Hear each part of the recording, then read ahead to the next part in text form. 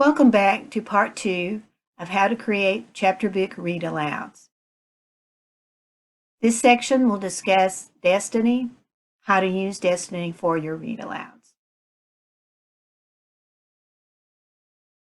First, you'll need to go to your Destiny library, do a search for an ebook. You'll need to set your options and go to Format and select ebook. Once you've set your options, you'll be able to find a book that you want that will be an ebook. So in this case, I just put in fiction. I was looking for a fiction book, and it pulled up all the fiction ebooks for me. I scrolled through the books and found the ebook that I wanted. To see the summary of that book, you just click on the title. If you click on the book cover, it's going to take you directly to the book. So to find the summary,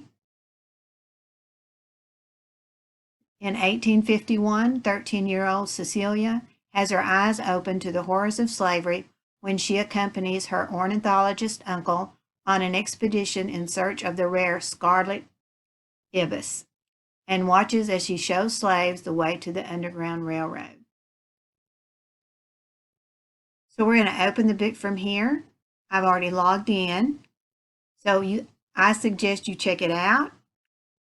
If you just want to look at the book to review it, you can just go ahead and open the book.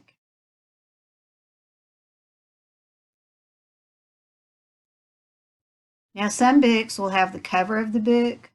Others will not. It will just have the title page for you. This book has the title page. When we're putting the videos together, we'll provide the cover of the book on the front of the video, so the students will be able to see that. So I would start on this title page. I would tell the students that thank you for joining us today. We're going to be reading The Ever After Bird by Anne Rinaldi. Then I would tell the summary of the book, and then I would get started.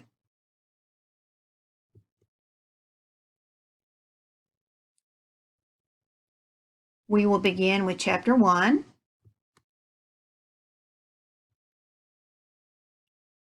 I try not to think of that morning in May of this year of 1851. It is muddled in my brain anyway, maybe because I chose to leave it muddled. I did not see it at all, I tell myself. I was upstairs in my room, our rambling white farmhouse, sent upstairs by Papa, because I sassed Aunt Susan Elizabeth. She was Papa's aunt, getting on in years and in grouchiness. She drove me to distraction, and I would have given anything to be away from her, from that house, yes, even from Papa, who had few words of cheerfulness for me since the day I was born, and fewer yet since he'd become involved with his abolitionist doings, which seemed like forever now. So I would continue reading, and I'd be sure I was checking my volume and my diction as I was reading. And with your ebooks, the pages are just easy to switch through. Now, in this case, the first chapter is very short. So I might have decided to read chapter 1 and chapter 2, and maybe even chapter 3. And that would have been a logical place to stop. If I don't have a lot of time and I can only get chapter 1 done today, then that's all I'm going to get done. But it's better to read at least 5 minutes. So that would give students a chance to at least sit there and listen to something and for the book to get started. The short chapters at the beginning don't usually allow for the book to be set up so that students will want to come back and keep reading. So be sure you read through your book, you look at the chapters and the length of chapters, and like we discussed earlier, you need to find a logical place to stop. So this would be chapter 2. It's a little longer. So maybe chapter 1 and chapter 2 would have been better.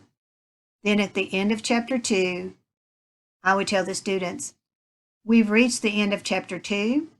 Thank you for joining us today. Be sure to come back again when we start chapter 3. And then that would be your ending.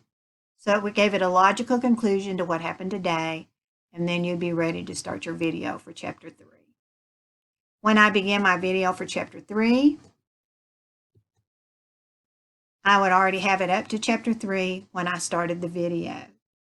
And I would say, thank you for joining us today for chapter 3 of the Ever After Bird.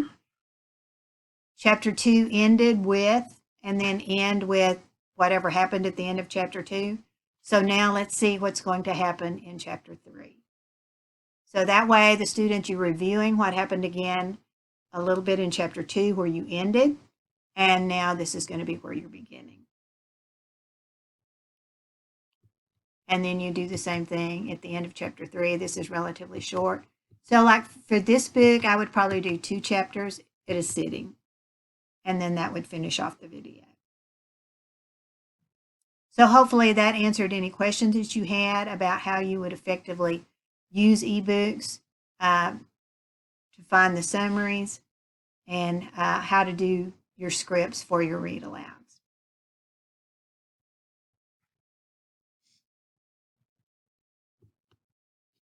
So we said that our final step in the process was to review the quality of the video. So make sure when you're reviewing the quality of the video, you're going back and looking at where you stopped your chapters. Did you stop at a chapter where they would want to come back for the next reading? Or is it kind of a blah chapter that really didn't set anything up? So that's where the pre-reading comes in, and you need to do that prior to sitting down to do your video. It really makes a difference when you do your pre-reading. So I hope we've answered any questions for you today. Please take a look at the s'more. I provided some videos on there for you about how to create videos if you want to do some bound books. Those take a while to do because you do have to photograph the pages, put them in a slideshow presentation, and then record your video from your slideshow presentation. It's very effective. We see those all the time on YouTube where people have done that, but it is time consuming. Thank you very much for joining us today. If you have any questions, please put them in Ask the Librarian, and we'll answer those for you. Thank you.